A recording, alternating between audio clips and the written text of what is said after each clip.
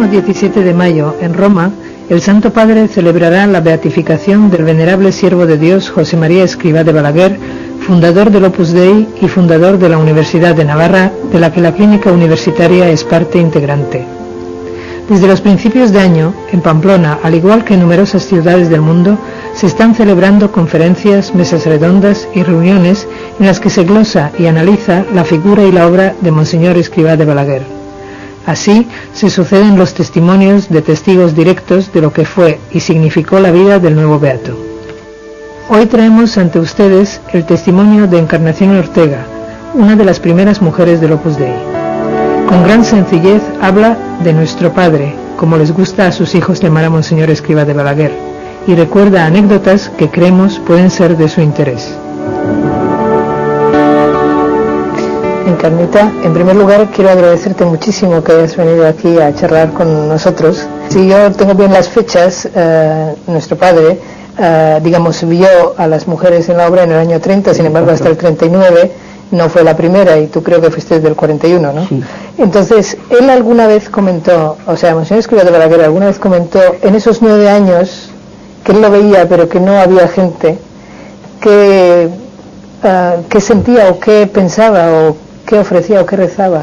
El padre rezaba mucho, y además mandó en el año 34 a elaborar, a hacer una imagen de la Virgen, de nuestra Madre, ¿no? Y además la siguió muy de cerca, le dijo al escultor cómo quería que fuera muy entrañable, muy madre, que tuviera el niño acurrucadico entre los brazos. Y entonces ya cuando estuvo, realmente el escultor lo hizo muy bien. Fue una imagen de la Virgen que mueve a la piedad, que se nota que es muy madre, al mismo tiempo que es reina, preciosa. Y el padre ya cuando tuvo esa imagen de la Virgen, yo creo que ya le pareció que empezaban a funcionar las mujeres de la obra.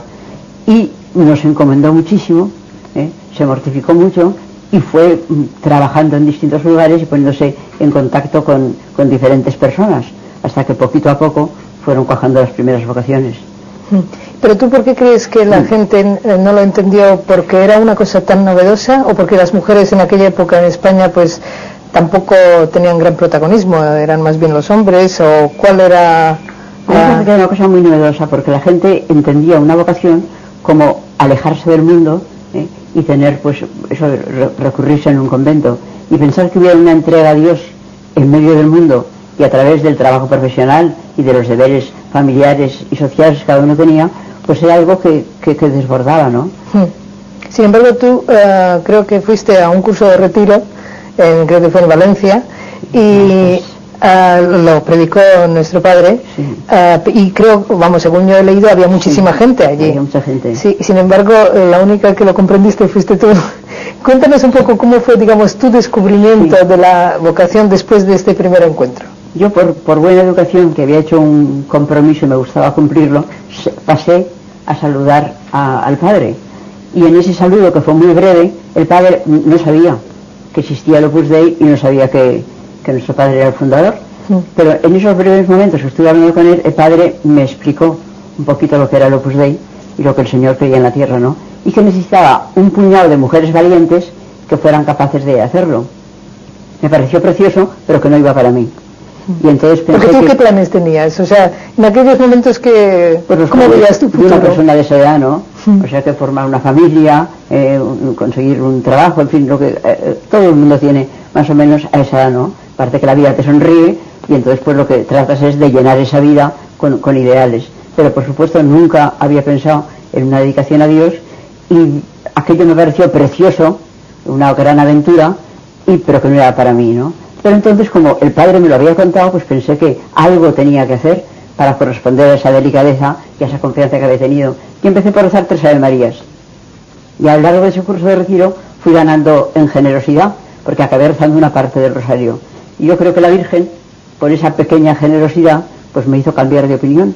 Y después de la última meditación, cambié por completo. Antes pensaba que muy bonito, pero que no era para mí, y que como el Padre se iba a Madrid y iba a estar en Valencia, no tendría oportunidad de verle más, y por lo tanto aquello quedaba ya como congelado con aquella parte del rosario que rezaba, ¿no? Y después de la última meditación, rápidamente hice una decisión totalmente distinta, de ir al Padre y decirle que estaba dispuesta a ser una de aquellas mujeres que necesitaba, que el Señor necesitaba para hacer el Opus Dei en la tierra. Y el Padre me escuchó con mucho cariño, pero en lugar de facilitarme las cosas, empezó a ponerme dificultades. Es muy bonito ver que nuestro Padre siempre respetaba la libertad de la gente. Entonces me empezó a explicar pues que no había todavía ningún centro, que cuando se pusiera el primer centro pues no habría medios materiales, que a lo mejor la gente no entendía, no estaban por locas, en fin, una serie de advertencias, pero les digo, no importaba, ¿no? Y al ver que no me gustaba, pues el Padre siguió añadiendo dificultades, ¿no?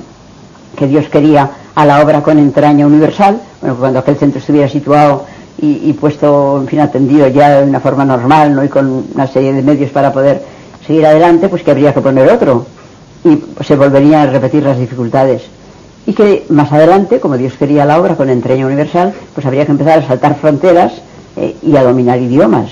El Padre hablaba de francés, de inglés, de alemán y de japonés, ir a Japón y comer arroz con palillos y sentarse en el suelo, en fin. Pero como cuando Dios da la gracia, da también la fuerza, pues todas aquellas dificultades no me asustaron. Y entonces el Padre, al ver que realmente no me asustaba y que era una cosa que lo había pensado y que estaba dispuesta a vivirlo, pues cambió por completo, ¿no? Y me dijo, mira, la vocación es el regalo más grande que Dios puede hacer a una persona después de la fe. Es Dios que pasa, Dios que se para delante de esa persona, Dios que la mira en los ojos y Dios que la señala en la frente. Hasta ahora todo es intervención divina, porque la iniciativa en una vocación siempre la toma Dios, es llamada de Dios, pero el Señor respeta la libertad de los hombres, puesto que Él nos ha dado. Y en ese momento se para, y ante esa delicadeza de Dios con aquella persona, ante aquella llamada, puede haber dos respuestas. Una, no aceptarla, como hizo el joven rico, que no la aceptó, y otra, pues decir que sí. Y dijo, y en este caso concreto, si se dice que sí, pues en la tierra no se nota nada. Aquella persona sigue estudiando lo que estudiaba, sigue vistiendo como vestía, pero ante ese sí, que encesta en los planes de Dios, que encaja en los planes de Dios, que trata de identificarse con ellos, en el cielo suenan campanillas de plata. Una forma muy bonita y muy breve de explicar lo que es una vocación, ¿verdad? Tú, en ese momento, ¿realmente te creíste todo eso del Japón y de...? O sea, quiero decir, una cosa que no tenía ni un sitio físico donde albergarse. ¿Tú te lo creíste? O sea, ¿realmente te pareció que iba a ser así? Sí, yo me pareció que seguro iba a ser así. Lo que no pensé que a lo mejor tendría la suerte de poder ver todo eso. Claro. Eso pasaría, pero en fin, en muchos años. Después de muchos años, ¿no? Y que yo no tendría esa suerte. Eso, pero nuestro Padre daba esa seguridad, se notaba que era una persona que estaba muy cerca de Dios y que lo que estaba haciendo era una obra de Dios. Y cuando Dios está por el medio, pues lógicamente, no sé, los milagros se suceden porque Él puede hacerlos, ¿verdad? Entonces, tú experimentaste directamente, supongo, la gracia de Dios, porque claro, si pasaste de 3 Ave Marías a todo ese plan tan amplio, ¿no? ¿Te costó mucho? Hacer oración, hacer apostolado. No fue pues una decisión que empujada por la gracia de Dios y seguramente por la oración del Padre. Seguramente que el Padre durante esos 3 días me estuvo encomendando, y con la gracia de Dios y con la oración de nuestro Padre, la única coacción que se nos permite, yo creo que a los mortales, para una vocación es rezar, porque la vocación es una cosa totalmente iniciativa divina, ¿no? Regalo de Dios, y las personas no podemos darla, no puede haber pues esa captación como a veces se puede pensar, pues como si se habla de un club de tenis o de un club deportivo del tipo que sea, ¿no? Aquí no, la captación se la ha reservado en exclusiva a Dios, pero sí podemos rezar por una persona, primero para que Dios, si quiere, lo ve oportuno, se fije en ella, y para que aquella persona tenga la dosis suficiente de generosidad para poder decir que sí al Señor y entregarle la vida. Entonces, después de esa primera época, tú fuiste a Madrid. Te llamó el Padre para que fueras a Madrid. ¿Y en tu casa qué dijeron? Pues porque claro, es que... ¿Cómo se explicaba la obra en ese momento, no? Era bastante difícil de explicar. Yo creo que el Espíritu Santo actuaba en la persona que explicaba y en las personas que comprendían. Porque mi padre, que yo creo que no debe entender nada, sin embargo me dio el permiso para poder marcharme.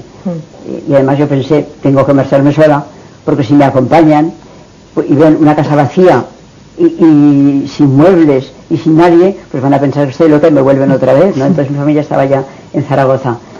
Entonces, en aquellos tiempos que una mujer viajara sola, pues tampoco era muy normal, ¿no? Y para como una cosa definitiva, muchísimo menos. Yo recuerdo que poquito antes de morir mi padre me decía que lo que nunca se habría perdonado era haberme dejado sola en aquel momento. Yo dije, padre, papá, es que me empeñé realmente porque pensé que si me llevabais, pues claro, iba a ser aquello tan desolador que pensaríais que estaba loca y me volveríais a llevar otra vez a Zaragoza, ¿no?